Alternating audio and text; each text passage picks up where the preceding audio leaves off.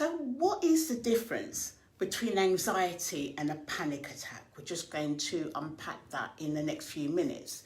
The anxieties we know and we've talked about as well. I'm just going to get my map up here. Looking at the mood map, anxiety is here.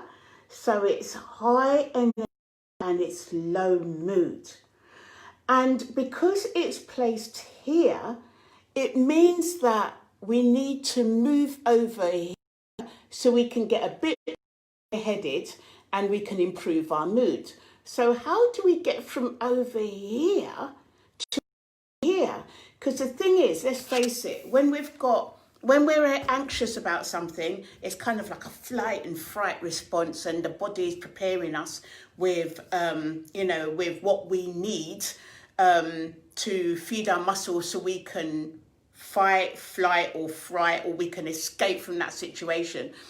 And thinks that we're going to escape the situation. It's giving us everything we need to run away. Now, if that continues, then we'll continue having that anxiety because it's giving us what it thinks we need to escape from that situation.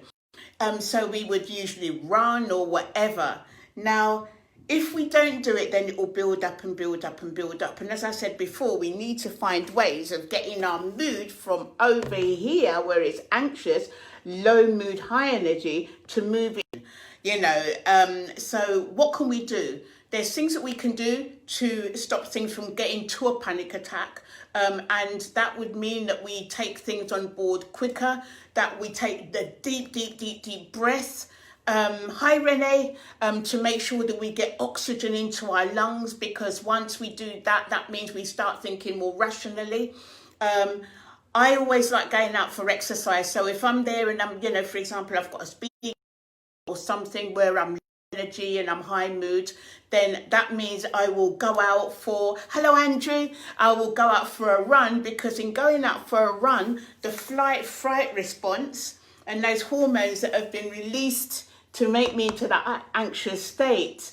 When I run, then my body actually thinks that I've escaped from that state, that condition, and it puts me over here on the right side of the map. And also as well, because there's endorphins, there's dopamine and all this, that and the other. So today we've talked about the difference between anxiety and a panic attack, and it's really important to act on the anxiety straight away, because it's equivalent of us not escaping. The body's giving us fuel to escape, to run away, or to do something, and we don't do it, and we're holding on to it. Now, in this situation and the COVID virus, there's a lot of uncertainty. There's a lot of uncertainty. So we need to put a structure and a plan in place to make sure that we have certainty, or a degree of certainty in our lives, to be able to manage ourselves and to manage our anxiety. So thank you very much for listening to this video. Any comments, please put them down, and we'll see you tomorrow's video. Thank you very much.